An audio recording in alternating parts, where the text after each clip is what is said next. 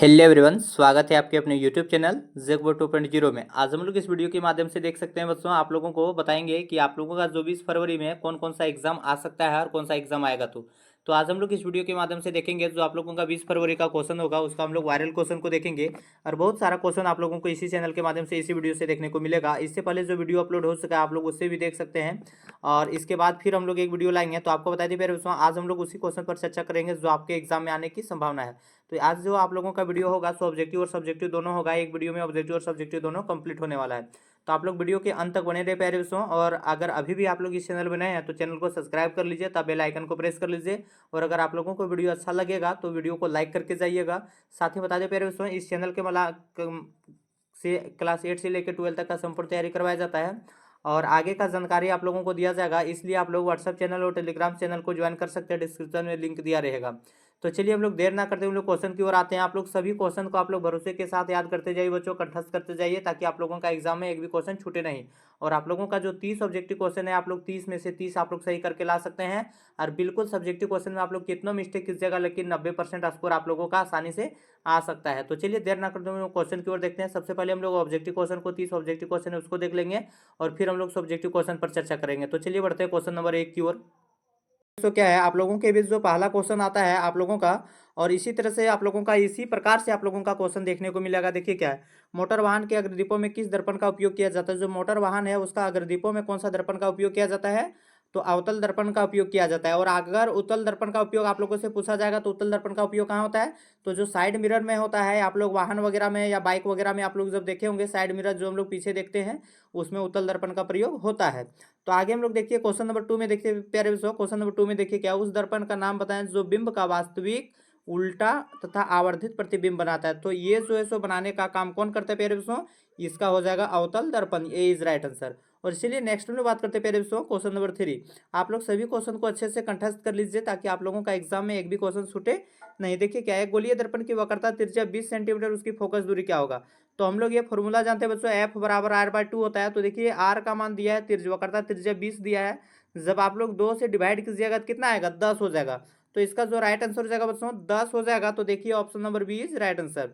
चलिए नेक्स्ट हम लोग बात करते हैं क्वेश्चन नंबर 4। और क्वेश्चन नंबर 4 में देखिए पहले उसको क्या, अवतल लेंस के चश्मे का उपयोग करके किस दृष्टि को दूर किया जा सकता है।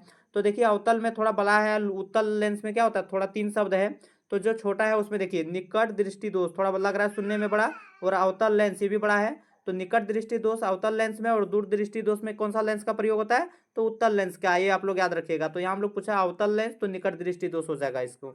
निकट दृष्टि दोष में हम लोग क्या होता है, निकट की वस्तु को साफ साफ देख सकते हैं लेकिन दूर स्थित वस्तुओं को हम लोग साफ साफ नहीं देख सकते हैं। देखिए आगे क्या है, क्वेश्चन नंबर 5 में आंख के रंगीन भाग को क्या कहते हैं। तो जो आंख का रंगीन भाग है प्यारे बच्चों उसको हम लोग बोलते हैं आइरिस। तो इसका जो राइट आंसर हो जाएगा डी हो जाएगा। और चलिए नेक्स्ट हम लोग बात करते हैं क्वेश्चन नंबर 6। क्वेश्चन नंबर 6 में क्या है, विद्युत का आवेश का एसआई मात्रक क्या होता है। तो विद्युत का जो आवेश का एसआई मात्रक होता है उसका कूलम हो जाएगा। तो इसका राइट आंसर सी हो जाएगा। और यहाँ पे देख लीजिए आप लोग एम्पियर जो दिया गया, तो विद्युत धारा का जो एसआई मात्रक होता है तो एम्पियर हो जाएगा। चलिए नेक्स्ट हम लोग बात करते हैं क्वेश्चन नंबर 7। और क्वेश्चन नंबर 7 में देखिए पहले उसको क्या है, उस युक्ति का नाम लिखे जो किसी चालक के सिरों पर विभवांतर बनाए रखने में सहायता करती है। तो देखिए इसका क्या राइट आंसर हो जाएगा, 7 का राइट आंसर डी हो जाएगा। विद्युत सेल या फिर सेल भी रहेगा तो चलेगा। ये सभी क्वेश्चन आपके एग्जाम की दृष्टि से काफी इंपॉर्टेंट है। क्वेश्चन नंबर 8 में आप लोग देख पा रहे होंगे प्यारे बच्चों, विद्युत धारा उत्पन्न करने की युक्ति को क्या कहते हैं। तो जो विद्युत धारा को उत्पन्न करता है उसको हम लोग क्या बोलते हैं, तो 8 का जो राइट आंसर हो जाएगा सी हो जाएगा, विद्युत जनरेटर। देखिए क्या करता है विद्युत जनरेटर, विद्युत ऊर्जा को यांत्रिक ऊर्जा में बदलने का काम विद्युत जनरेटर करता है। और विद्युत मोटर क्या करता है, जो यांत्रिक ऊर्जा रहता है उसको विद्युत ऊर्जा में बदलने का काम करता है। तो चलिए नेक्स्ट हम लोग बात करते हैं क्वेश्चन नंबर 9। और क्वेश्चन नंबर 9 में देखिए पहले उसको क्या है, इसके बाद हम लोग सब्जेक्टिव क्वेश्चन को लाएंगे और बहुत काफी इंपॉर्टेंट सब्जेक्टिव क्वेश्चन रहेगा, उसको आप लोग जरूर अटेम्प्ट कीजिएगा। और जब एग्जाम दे के आइएगा तब देखिएगा कि आप लोगों का कितना एग्जाम भिड़ा है। और आप लोग कमेंट बॉक्स में आंसर जब करवाएंगे आंसर की उस टाइम आप लोग जरूर बताइएगा कि कितना क्वेश्चन देखने को मिला है। देखिए इसमें क्या है, प्रत्यावर्ती धारा की आवृत्ति क्या होती है। तो जो प्रत्यावर्ती धारा होता है उसका जो एथी होता है सो 50 हर्ट्ज हो जाएगा। तो इसका जो राइट आंसर हो जाएगा बच्चों बी हो जाएगा। और आगे हम लोग बात करते हैं क्वेश्चन नंबर 10। एक युक्ति का नाम बताएं जो विद्युत ऊर्जा को यांत्रिक ऊर्जा में बदलता है। ये आगे आप लोगों को बता चुके हैं, ऊपर में ही आप लोगों को बताएं। तो इसका जो राइट आंसर हो जाएगा विद्युत जनरेटर हो जाएगा। विद्युत जनरेटर, सॉरी विद्युत के लिए आप लोग विद्युत जनरेटर या जनरेटर भी बोलिएगा तो चल सकता है। इसमें देखिए क्या है, इसमें जो आप लोगों से पूछा गया वेरिएशन, बोला विद्युत ऊर्जा को यांत्रिक ऊर्जा में बदलता है। तो कौन करता है, ये जनरेटर करता है। अगर आप लोगों से पूछा जाता है कि आंतरिक ऊर्जा को विद्युत ऊर्जा में कौन बदलता है, तो विद्युत मोटर हो जाएगा। लेकिन आप लोग ध्यान दीजिएगा, दोनों में से एक को कोई पूछ सकता है, काफी इंपॉर्टेंट क्वेश्चन है। चलिए आगे हम लोग देखते हैं क्वेश्चन नंबर 11। और क्वेश्चन नंबर 11 में देखिए पहले उसको क्या है, ये आप लोगों का इस तरह से दिया गया है। तो देखिए इसमें क्या हुआ, पीवी मतलब शीशा होता है, तो शीशा जो है सो यहाँ देखिए NO3 होता है, नाइट्रेट ऑक्साइड। और नाइट्रेट ऑक्साइड क्या कर रहा है, यहाँ देखिए। तो ये जो आप लोगों का हो जाएगा, देखिए इसमें सबसे पहले देख लीजिए संयोजन अभिक्रिया, वियोजन अभिक्रिया और विस्थापन अभिक्रिया। तो वहाँ जो आप लोगों का अगला वीडियो में बता चुके थे कि ये जो है सो विस्थापन अभिक्रिया होगा तो क्यों हो जाएगा, आप लोगों को उदाहरण के साथ बताए थे, क्योंकि वहाँ पे इसी तरह का क्वेश्चन आया था। वहाँ पे आया था Fe plus CuSO4 plus Zn, इस तरह करके आया था। तो इसका जो राइट आंसर हो जाएगा बच्चों, विस्थापन अभिक्रिया हो जाएगा। अब विस्थापन अभिक्रिया हम लोग किसको बोलते हैं, जब एक तत्व दूसरे तत्व को विस्थापित कर दे तो उसे हम लोग क्या बोलते हैं, विस्थापन अभिक्रिया। सही समझा आपने। चलिए नेक्स्ट हम लोग बात करते हैं क्वेश्चन नंबर 12। लेड नाइट्रेट चूर्ण को एक परखनली से में लेकर गर्म करने पर भूरे रंग का धुआं निकलता है। एक धुआं, ये जो धुआं है सो क्या है, तो 12 का जो राइट आंसर हो जाएगा बच्चों, ए हो जाएगा, NO2 नाइट्रेट ऑक्साइड। चलिए आगे हम लोग बात करते हैं क्वेश्चन नंबर 13। क्वेश्चन नंबर 13 में देखिए पहले उसको क्या है, कौन सी पदार्थ क्लोरीन से अभिक्रिया करके विरंजक चूर्ण बनाता है। तो कौन सा पदार्थ जो है सो क्लोरीन से अभिक्रिया करके क्या करता है, विरंजक चूर्ण का बनाता है। तो 13 का जो राइट आंसर हो जाएगा बच्चों, 13 का शुष्क बुझा हुआ चूना। या आप लोग शुष्क बुझा हुआ चूना जानते होंगे, इसका जो फॉर्मूला होता है सो क्या होता है, CaO मतलब हुआ बिना बुझा हुआ चूना। और बुझा हुआ चूना का क्या होता है, Ca×OH और होल 2। तो ये जो आप लोगों का हो गया बिना बुझा हुआ चूना हो गया, बिना बुझा हुआ चूना CaO, और बुझा हुआ चूना को Ca×OH होल 2। चलिए आगे हम लोग देखते हैं क्वेश्चन नंबर 40 में देखिए क्या है, पौधों के विकास के लिए उपजाऊ मिट्टी का पीएच मान कितना था। तो इसका जो पीएच मान होता है बच्चों 7 हो जाएगा, सी इज राइट आंसर हो जाएगा। और नेक्स्ट हम लोग बात करते हैं क्वेश्चन नंबर 15। संतरा में कौन सा अम्ल उपस्थित रहता है, जो संतरा है उसमें कौन सा अम्ल उपस्थित होता है। तो 15 का जो राइट आंसर हो जाएगा बच्चों, साइट्रिक या सिट्रिक भी हम लोग बोलेंगे तो चलेगा। तो इसका जो राइट आंसर हो जाएगा, डी हो जाएगा। और नेक्स्ट हम लोग बात करते हैं क्वेश्चन नंबर 17। क्वेश्चन नंबर 17 में देखिए क्या है, कमरे के ताप पर द्रवावस्था में पाए जाने वाला धातु का नाम। अगर आप लोगों से पूछा जा रहा है कि कमरे के ताप पर द्रवावस्था में पाए जाने वाला धातु का नाम, तब इसका राइट आंसर हो जाएगा पारा। अगर आप लोगों से पूछा जाता अधातु तो होता ब्रोमीन, लेकिन आप लोगों से यहाँ पूछा गया है धातु, तो इसका राइट आंसर हो जाएगा बच्चों पारा। और चलिए आगे हम लोग बात करते हैं क्वेश्चन नंबर 17 में देखिए क्या है, निम्नलिखित में अम्लगम है, निम्नलिखित में से कौन अम्लगम है। तो 17 का जो राइट आंसर हो जाएगा बच्चों, ए हो जाएगा। ए में देखिए क्या है, अम्लगम किसको बोलता है, जब एक धातु हो और एक पारद हो या पारा हो तो उसको हम लोग क्या बोलते हैं, उसके मिश्र धातु को अम्लगम कहते हैं। तो इसका जो राइट आंसर हो जाएगा बच्चों, ए हो जाएगा। चलिए नेक्स्ट हम लोग बात करते हैं प्यारे दोस्तों, और क्वेश्चन नंबर 18 में देखिए क्या है, सीसा प्लस टीन के मिश्र धातु को क्या बोलते हैं। तो सीसा प्लस टीन के जो मिश्र धातु उसको सोल्डर बोलते हैं। जैसे आप लोग देखिएगा एलईडी बल्ब वगैरह में या लाइट वगैरह में जब कहीं तार छूट जाता है तो उसको जो गर्म करके जो आप लोगों का वो जो तार जो चिपका दिया जाता है तो उसी को हम लोग सोल्डर बोलते हैं। तो इसका जो राइट आंसर हो जाएगा, डी हो जाएगा। चलिए नेक्स्ट हम लोग बात करते हैं प्यारे दोस्तों, क्वेश्चन नंबर 19 में देखिए क्या है, किस हाइड्रोकार्बन में संलग्न अभिक्रिया है। तो किस में है, तो क्वेश्चन नंबर 19 का जो राइट आंसर हो जाएगा बच्चों, सी हो जाएगा, C2H2 हो जाएगा। चलिए नेक्स्ट हम लोग बात करते हैं क्वेश्चन नंबर 20। और क्वेश्चन नंबर 20 में देखिए मेरे उसको क्या है, क्वेश्चन नंबर 20 में कौन एल्डिहाइड है, एल्डिहाइड कौन है। तो देखिए ऑप्शन नहीं पढ़ रहे हैं आप लोग, डायरेक्ट आंसर को देखिए। तो इसका जो राइट आंसर हो जाएगा, ए हो जाएगा। और आप लोग फटाफट याद करते जाइए, HCHO हो जाएगा। और नेक्स्ट वीडियो में हम लोग सब्जेक्टिव क्वेश्चन को लेके आएंगे और बहुत सारा क्वेश्चन आप लोगों को यहीं से देखने को मिलेगा प्यारे दोस्तों। देखिए क्वेश्चन नंबर 21 में क्या है, वायवीय शोषण में कितना एटीपी बनता है। एक देखिए दो प्रकार का होता है, वायवीय शोषण होता है, एक अवायवीय शोषण होता है। वायवीय शोषण या ऑक्सी शोषण हम लोग जिसको बोलते हैं, तो इसमें क्या होता है, जो ऑक्सीजन की उपस्थिति में हो उसको हम लोग वायवीय शोषण कहते हैं। तो वायवीय शोषण के दौरान कितना एटीपी का निर्माण होता है। तो 21 का जो राइट आंसर हो जाएगा बच्चों, सी हो जाएगा। 38 क्या हो जाएगा, देखिए 38 हो जाएगा। तो इसका राइट आंसर जो आप लोग देख लिए, 22 का जो राइट आंसर हो जाएगा, बी हो जाएगा। 22 का जो राइट आंसर, सॉरी इसका जो राइट आंसर हो जाएगा 20, ठीक है। इसका राइट आंसर जो है सो सी हो जाएगा। चलिए हम लोग देखते हैं क्वेश्चन नंबर 22। क्वेश्चन नंबर 22 में देखिए, मानव शरीर के किस अंग को रक्त बैंक कहा जाता है। सो जो रक्त बैंक कहा जाता है सो किसको कहा जाता है प्यारे बच्चों, तो 22 का जो राइट आंसर हो जाएगा, प्लीहा हो जाएगा। तो आशा है आप लोगों को समझ में आ रहा होगा प्यारे बच्चों, और इसी तरह से पूरा विश्लेषण के साथ हम आप लोगों को सब्जेक्टिव करवाएंगे। मानव वृक्क की संरचना इकाई क्या है, जो मानव की वृक्क की संरचना इकाई क्या है। तो इसका 23 का जो राइट आंसर हो जाएगा, डी हो जाएगा। डी में देख सकते हैं क्या है, नेफ्रॉन। ये जो आगे वीडियो करवाए थे उसमें भी आप लोगों का ये क्वेश्चन है, और ये क्वेश्चन आप लोगों का 2023 में पूछा गया था। तो ये काफी इंपॉर्टेंट हो जाता है, आप लोगों का पूछ सकता है। चूंकि आप लोगों का कोई भी एग्जाम में आप लोगों का 70% आप लोग आसानी से ला सकते हैं। उसका जो गेस्ट पेपर है, मॉडल पेपर, उसको आप लोग कर लीजिए और 4-5 साल का आप लोग प्रीवियस ईयर का जो क्वेश्चन है उसको लगा लेते हैं तो आप लोगों का 60% नंबर आसानी से आ जाता है। एक्स्ट्रा लाने के लिए आप लोगों को एक्स्ट्रा मेहनत करना पड़ेगा। तो देखिए इसमें क्या है, क्वेश्चन नंबर 24 में किस ग्रंथि को मास्टर ग्रंथि कहा जाता है। तो ये जो पीयूष ग्रंथि है बाबू, इसको हम लोग क्या बोलते हैं, मास्टर ग्रंथि के नाम से। तो इसका जो राइट आंसर हो जाएगा सी हो जाएगा। और चलिए आगे हम लोग बात करते हैं क्वेश्चन नंबर 25, मानव भ्रूण को किसके द्वारा पोषण मिलता है। जो मानव भ्रूण होता है, मम्मी का जो भ्रूण होता है या पेट होता है, वहाँ पे जो बच्चों को है, भ्रूण में क्या होता है, बच्चे होते हैं, तो वहाँ पे जो है सो उसको भोजन किस प्रकार से मिलता है। तो 25 का जो राइट आंसर हो जाएगा बच्चों बी हो जाएगा। आप लोग देख सकते हैं प्लेसेंटा हो जाएगा, placenta is the right answer.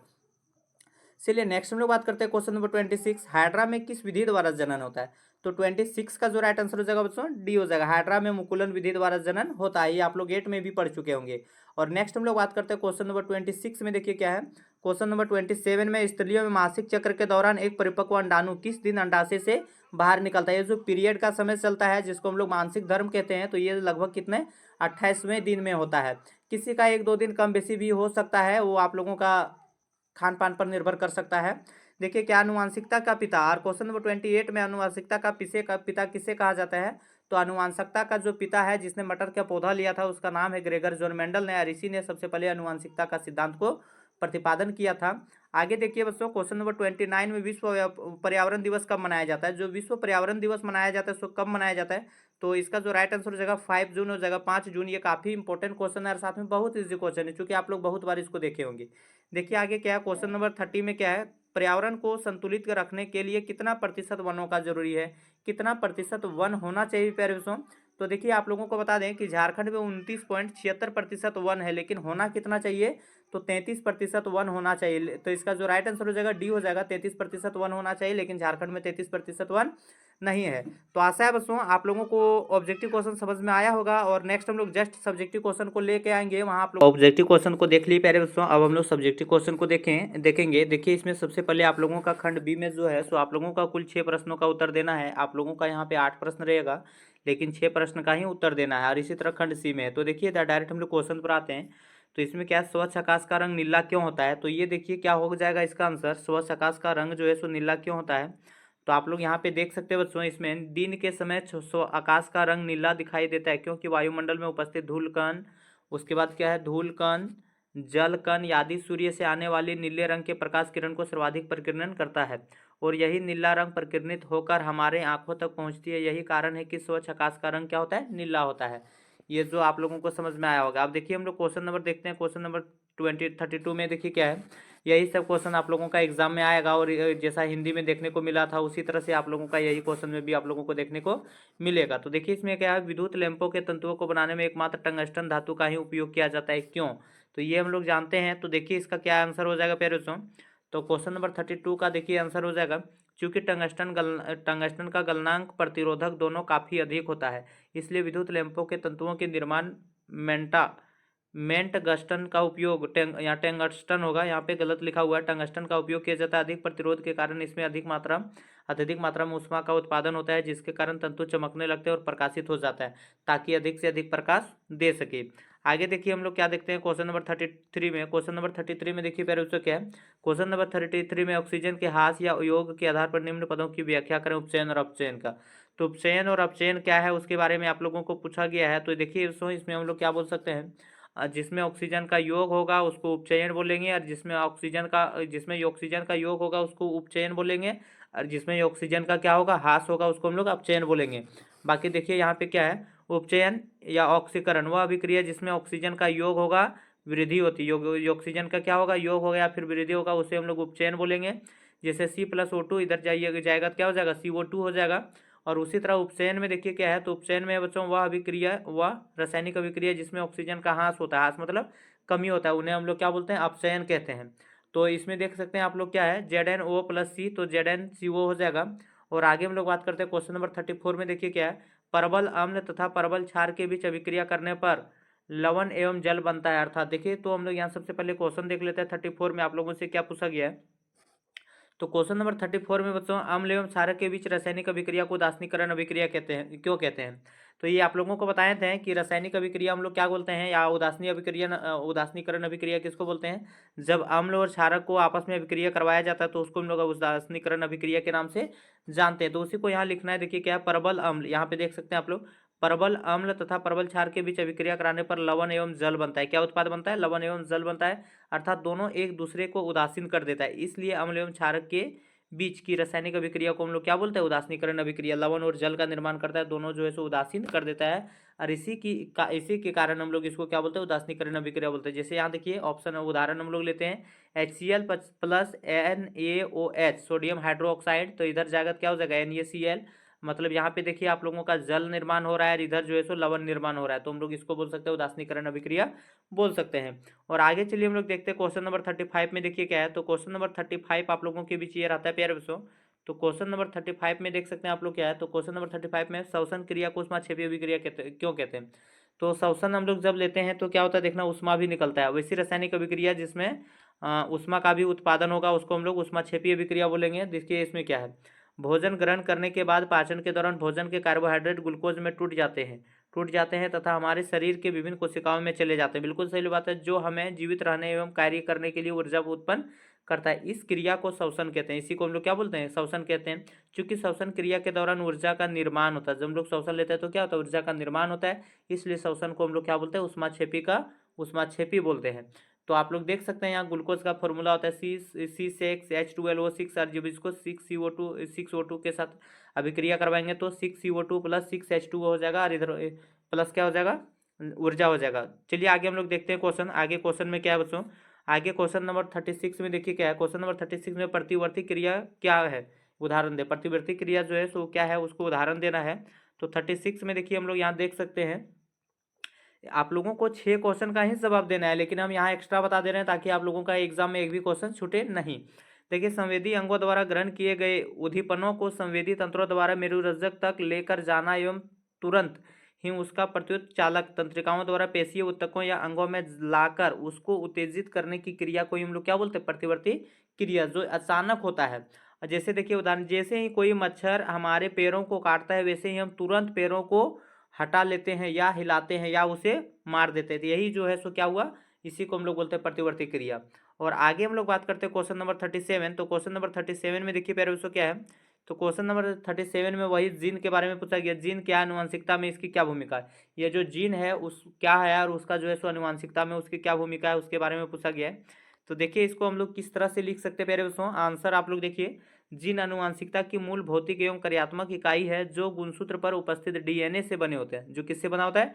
DNA से बने होते हैं। आनुवंशिकता लक्षणों या माता पिता के लक्षणों को पीढ़ी दर पीढ़ी संतानों में यही जीन स्थानांतरित करके ले जाने का काम करती है एवं आनुवंशिकता लक्षणों को संतानों में बनाए रखती है। जैसे कहने का मतलब क्या होता है, देखिएगा, मान लीजिए आपका पापा का हाइट थोड़ा अधिक है तो संभावना रहेगा आपका पापा या आपका मम्मी का हाइट अगर लंबा है तो आपका भी हाइट लंबा होगा। यही सब जो है सो उस पर निर्भर करता है। जैसे देखिए क्या है, तो ये आप लोगों को समझ में आया होगा। और आगे देखिए हम लोग देखते हैं क्वेश्चन नंबर 38 में क्या है।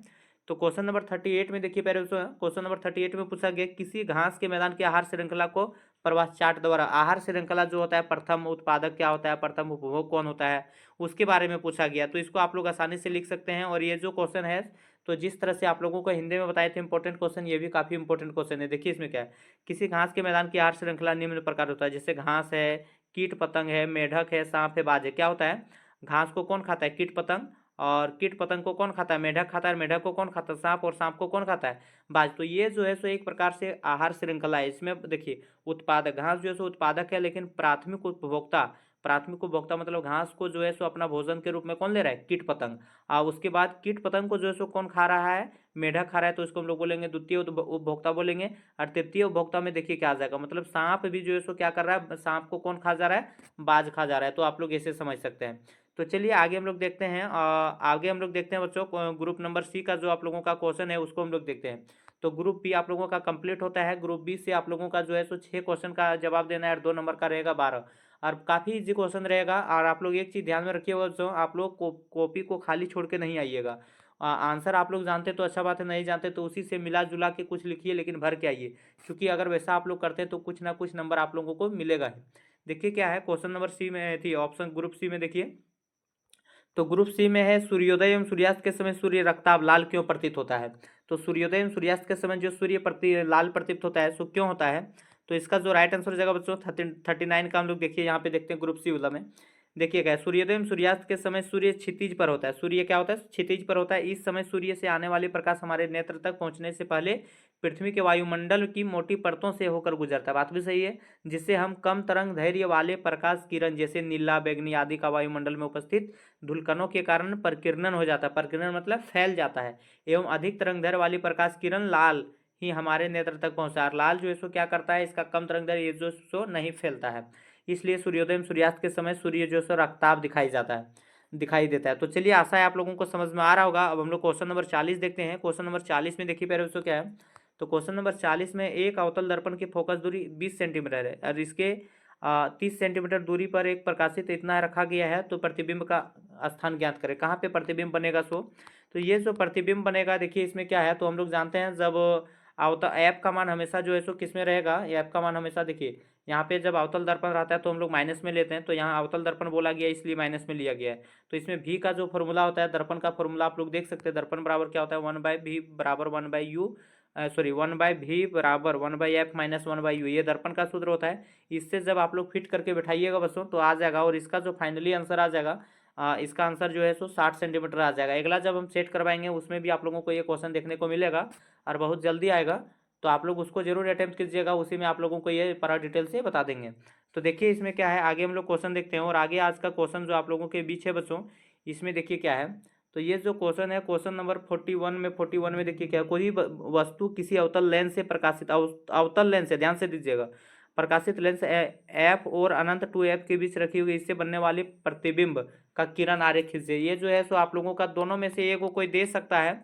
तो देखिए इसमें क्या है, ये जो आप लोगों का प्रतिबिंब आरेख खींचने बोला है, प्रतिबिंब जो है सो कैसा बनेगा, तो फोकस प्रकाशित के बीच बनेगा। प्रतिबिंब फोकस तथा प्रकाशित केंद्र के बीच बनेगा। दोनों के यहाँ देखिए जो प्रकाशित और फोकस के दोनों के केंद्र के बीच में बनेगा। और वो काल्पनिक और सीधा होगा, चूंकि क्योंकि ये अवतल दर्पण या अवतल लेंस के बारे में बताया गया है। आप लोगों का जो चित्र बनेगा बच्चों इस तरह से करके बनेगा। और इसमें देखिए, तो आगे हम लोग देखते हैं क्वेश्चन। आगे क्वेश्चन क्या है, तो आगे क्वेश्चन 42 में देखिए यहाँ क्या है। तो क्वेश्चन नंबर 42 में आप लोगों को जो है सो संतुलित करने वाला दिया है। और ये संतुलित जो है सो करने वाला आप लोगों का काफ़ी इंपॉर्टेंट है। और ये आप लोगों का एक को क्वेश्चन जरूर आएगा संतुलित करने का। एक को कहने का मतलब इस तरह से 3 को क्वेश्चन देगा, या फिर अगर ग्रुप बी में पूछा तो 2 क्वेश्चन देगा और आप लोगों का 2 नंबर रहेगा। तो देखिए इसको हम लोग किस तरह से इसको संतुलित कर सकते हैं। तो देखिए इसमें क्या है, जो पहला क्वेश्चन है आप लोगों का ऐसे करके, तो इसमें कहाँ पे 2 बैठाना है, कहाँ पे 3 बैठाना है। जिससे क्या होता है, जो बड़ा वाला है उसको हम लोग पहले संतुलित करते हैं, जो बाद वाला है उसको हम लोग बाद में संतुलित करते हैं। सबसे पहले सभी को आप लोग अलग अलग लिख लीजिएगा। मान लीजिए यहाँ एफ ही है तो एफ ही लिख लीजिएगा, और यहाँ इधर भी एफ ही लिख लीजिएगा। यहाँ देखिएगा 2 एफ ही है तो इधर 3 एफ ही है। तो इस तरह से करके आप लोग इसको बराबर कर लीजिएगा, तब जाके आप लोगों को पता चल जाएगा। वैसे भी आप लोग देखने के लिए इसको स्क्रीनशॉट ले सकते हैं। और अगर आप लोगों को दिक्कत होगा तो इसका सोल्यूशन अच्छा से फिर से अगर लेके आएंगे, केवल उसमें क्या रहेगा, रासायनिक अभिक्रिया ही रहेगा। तो उसको देख लीजिए आप लोग। आगे देखते हैं हम लोग का क्वेश्चन क्या है। तो आप लोग इसके माध्यम से सारा क्वेश्चन को अच्छे से देख लीजिए और उसी के बेसिस पर आप लोग तैयारी कीजिए। देखिएगा आप लोगों का नंबर बहुत कम दिन में ही है, 90% प्लस अधिक आ जाएगा। अगर आप लोग 90% आसानी से आ जाएगा, अगर सभी क्वेश्चन को आप लोग कन्फर्म करके आप लोग ज़्यादा से ज़्यादा रटने का प्रयास नहीं कीजिए, क्वेश्चन को समझने का प्रयास कीजिए। समझा हुआ चीज़ ज़्यादा दिन रहता है। तो देखिए आगे क्वेश्चन हम लोग देखते हैं बच्चों क्या है। क्वेश्चन नंबर 43 में प्लास्टर ऑफ पेरिस किस प्रकार बनता है, इसके 2 उपयोग बन रहते हैं। जो प्लास्टर ऑफ पेरिस है ये किस प्रकार से बनता है और इसका 2 उपयोग पूछा गया है। तो देखिए इसको हम लोग क्या बोलेंगे, इसमें देखिए क्या है, जिप्सम को 373 केल्विन मतलब 100 डिग्री सेल्सियस, 373 केल्विन मतलब क्या, 100 डिग्री सेल्सियस ताप पर गर्म करने पर जल अणुओं को त्याग करने पर कैल्शियम सल्फेट अर्धहाइड्रेट हेमीहाइड्रेट बनाता है। ये जो कैल्शियम सल्फेट अर्धहाइड्रेट है इसी को बोलते हैं हेमीहाइड्रेट बनता है, जिसे इसे ही हम लोग प्लास्टर ऑफ पेरिस कहते हैं। यह एक सफ़ेद चूर्ण होता है। यह जो है सो कैसा होता है, एक सफ़ेद चूर्ण होता है। तो देखिए इसको हम लोग संतुलित करके कैसे लिख सकते हैं, आप लोग याद रखिएगा, उदाहरण जरूर लिखिएगा, क्योंकि ये आप लोगों का केमिस्ट्री तो इसमें लिखना ही पड़ेगा। जैसे CSO4 इंटू H2O, और इसको जब हम लोग 273 या 373 केल्विन पर जिसको जब हम लोग इसको गर्म करेंगे तो ये क्या हो जाएगा, तो इसमें देखिए क्या किसका निर्माण हो जाएगा। तो CSO4 into half H2O plus 1/2 H2O, तो ये जो है सो जिप्सम का निर्माण होगा, और साथ ही ये जो जल है उसका निर्माण होगा। तो आशा है बच्चों आप लोगों को समझ में आ रहा होगा। इसके बाद देखिए प्लास्टर ऑफ पेरिस जो है सो इसका 2 उपयोग पूछा है। तो टूटी हुई हड्डियों हड्डियों को सही स्थान पर रखने के लिए, मान लीजिए किसी का पैर हाथ टूट गया है तो उसको जो ठीक करने का काम करता है उसी को हम लोग बोलते हैं प्लास्टर ऑफ पेरिस। और खिलौना बनाने के लिए, जो खिलौना मिट्टी वगैरह का आप लोगों को दिखता होगा लेकिन मिट्टी का होता नहीं, तो प्लास्टर ऑफ पेरिस का, जिसके माध्यम से आसानी से सांचा तैयार किया जाता है।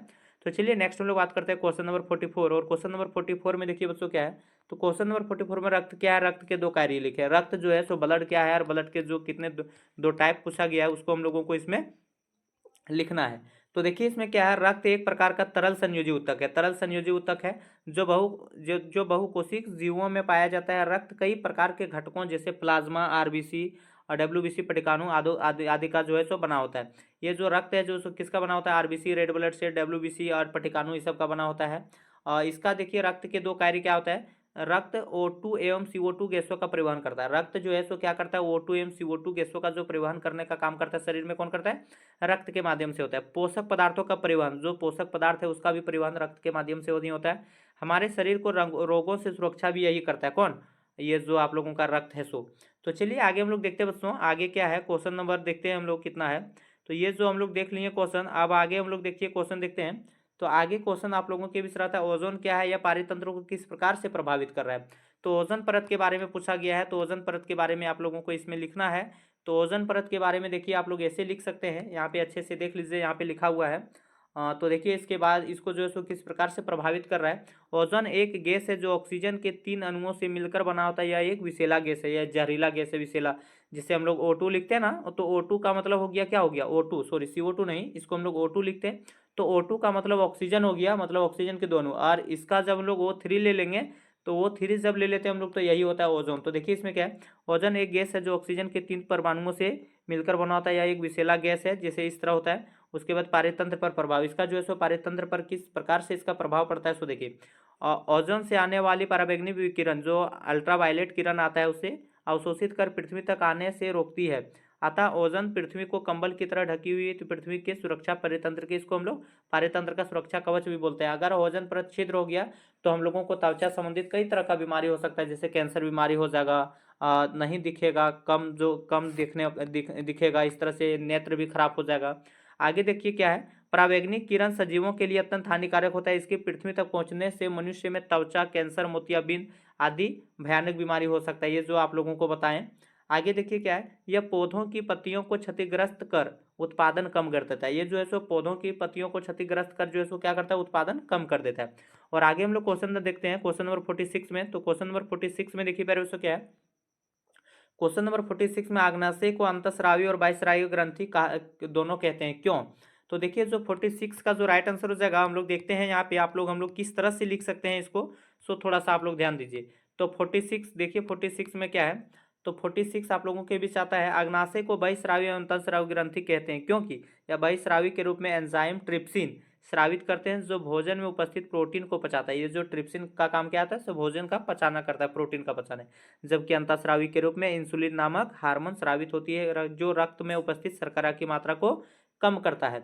तो आशा है बच्चों आप लोगों को समझ में आया होगा। अब हम लोग खंड डी देखते हैं। तो खंड डी में आप लोगों का जो है सो यहाँ पे आप लोगों को कुल मिला के 4 क्वेश्चन का जवाब देना है, और चारों क्वेश्चन जो आप लोगों का रहेगा सो 5-5 नंबर का रहेगा, जिसमें आप लोगों का एक मैपिंग रहेगा, जिसमें आप लोगों को क्या रह सकता है, मानव का पाचन तंत्र वाला चित्र आ सकता है, या आप लोगों को छापने भी बोल सकता है, या फिर आप लोग ये जो देख रहे हैं यह रह सकता है, या विद्युत मोटर, विद्युत जनरेटर वगैरह रह सकता है।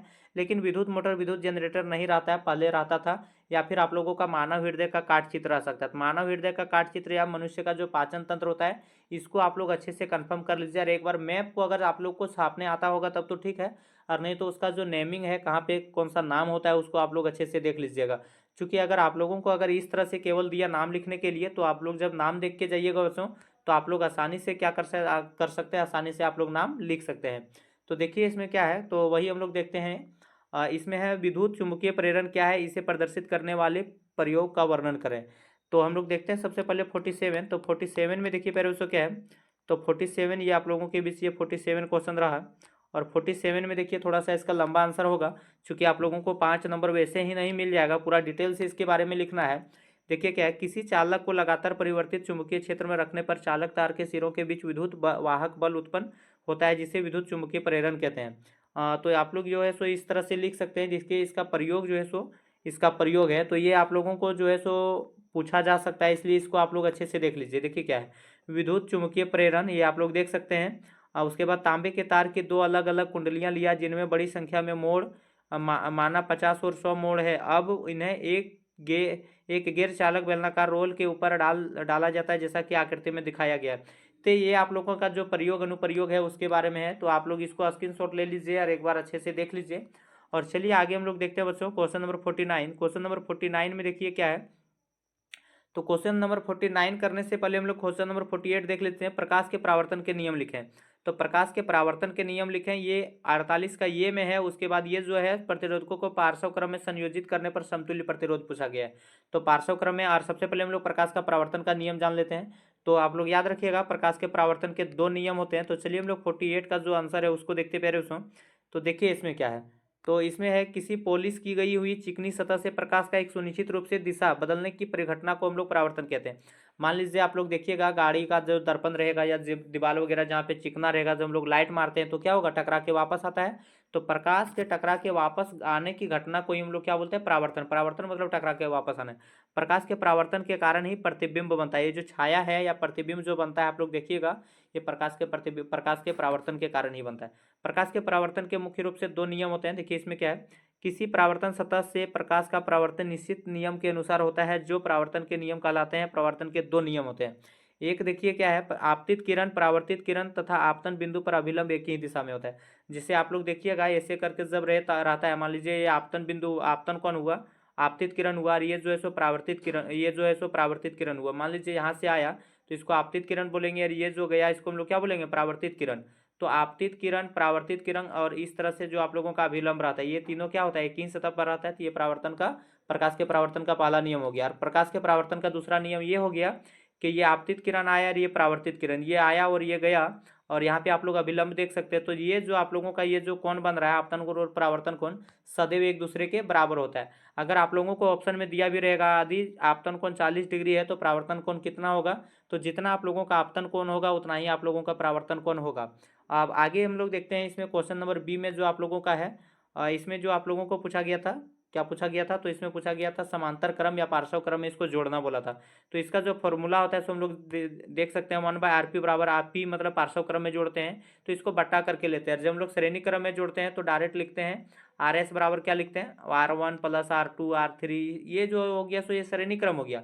लेकिन पार्श्व क्रम में हम लोग को जोड़ने के लिए ये फॉर्मूला का यूज करना पड़ेगा। और जब इसको हम लोग सॉल्व करेंगे इस तरह से, तो हम लोगों का फाइनली आंसर आ जाएगा।